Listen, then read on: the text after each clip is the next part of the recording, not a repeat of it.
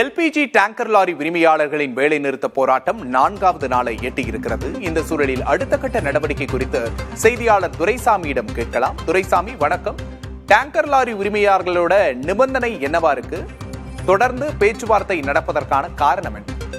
அதாவது விக்னேஷ், காலாவதியான சட்டத்தின் மூலம் புதிய வேலைவாய்ப்பை வழங்குவதை கைவிட வேண்டும். அதேபோல் புதிய டெண்டரில் விண்ணப்பித்த அனைத்து வாகனங்களுக்கும் வேலைவாய்ப்பு வழங்க வேண்டும் என்பன உள்ளிட்ட பிரதான கோரிக்கைகளை முன்வைத்துதான் கடந்த 4ஆம் தேதி முதல் தென்மண்டல எல்பிஜி டேங்கர் லாரி உரிமையாளர்கள் இந்த வேலைநிறுத்த போராட்டத்தில் ஈடுபட்டு வருகின்றனர்.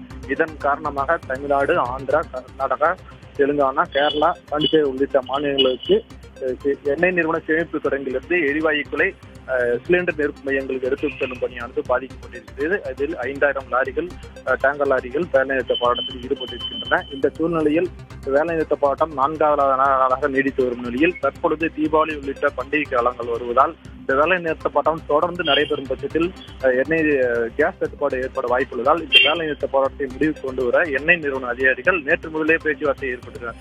நேற்று சேலத்தில் எண்ணெய் நிறுவனம் மும்பையில் இருந்து கூடிய எண்ணெய் நிறுவன அதிகாரிகள் காணொலி காட்சிகள் வாயிலாக முதற்கட்டமாக ஒரு கட்ட பேச்சுவார்த்தை நடத்தினர். அந்த பேச்சுவார்த்தையில் எந்தவித உடன்பாடும் எட்டாதப்படாத நிலையில் இன்று மீண்டும் பேச்சுவார்த்தைக்கு டேங்கர் லாரி உரிமையாளர்கள் அழைத்திருக்கிறார். அதன் கீழ் இன்று மாலை அல்லது நாளை பேச்சுவார்த்தை நடைபெறும் என டேங்கர் லாரி உரிமையாளர் சங்கத்தின் சார்பில் தெரிவிக்கப்படுகிறது.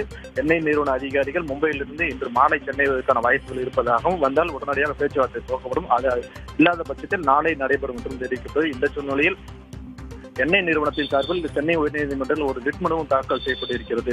அத்தியாவசிய பொருள் சட்டத்தின் கீழ் இவர் எந்தவித முன்னறிவிப்புமின்றி வேலைநிறுத்த போராட்டத்தை துவக்கியுள்ளதால் அது குறித்து உடனடியாக அந்த வேலைநிறுத்த போராட்டத்தை தடை விதிக்க வேண்டும் என்ற வழக்கு தொடர்ந்து அந்த வழக்கும் நாளை சென்னை உயர்நீதிமன்றத்தில் வர இருப்பது.